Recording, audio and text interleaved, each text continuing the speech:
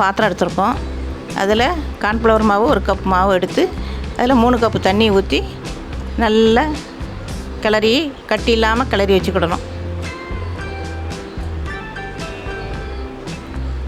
நல்லா பார்த்துக்கிட்டு அப்புறம் ஒரு பாத்திரத்தை வச்சு 2 கப்பு ஜீனி போட்டு முங்குற அளவுக்கு தண்ணி ஊற்றிக்கிடுங்க. ஊற்றி அதை கொஞ்சம் நல்லா கிளறிக்கிட்டே இருங்க. ஜீனி நல்லா கரையட்டும். இதுக்கு பாகு தேவையில்லை. இந்த லெமன் ஜூஸு புளிஞ்சிருங்க 1 ஸ்பூனு. அது ஜீனி கட்டி விழாமல் இருக்கிறதுக்காகத்தான் அது ஊற்றுறது. அது நல்லா கிளறி விட்டுட்டு இந்த மாவு கரைச்சி வச்சுருக்கோம்ல அதை தூக்கி அதில் ஊற்றி கிண்டிக்கிட்டே இருங்க. அது மொத்தத்தில் 30 நிமிஷமாக தான் ஆகும். கைவிடாமல் கிண்டுங்களை கட்டி விழுந்துடும். கிண்ட அது கண்ணாடி மாதிரியே வரும்.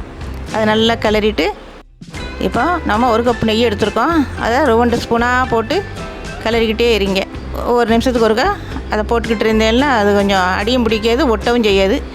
அதை நல்லா கிண்டிக்கிட்டே இருங்க. அடிக்கடி அதை 2 ஸ்பூனாக ஊற்றுங்க. ஊற்றிட்டு உடனே கிளறிக்கிட்டே இருங்க. அடுப்பை சிம்மில் வச்சுக்கிடுங்க. 1 ஸ்பூன் ஏலக்காய் பொடி போடுறேன். இந்த ஏலக்காய் பொடி கொஞ்சம் ஜீனியும் ஏலக்காயும் போட்டு மிக்சியில் அரைச்சி போட்டு எல்லாம் திப்பி இல்லாமல் இருக்கும். அதையும் போட்டுட்டு நல்லா கிளறி விட்டுக்கிட்டே இருங்க. அப்பப்போ அந்த நெய்யும் போட்டுக்கிட்டே இருங்க. அப்போ தான் அடி பிடிக்காது. அடுப்பையும் சிம்மில் வச்சுக்கிடுங்க, இல்லைன்னா அடி பிடிக்கும்.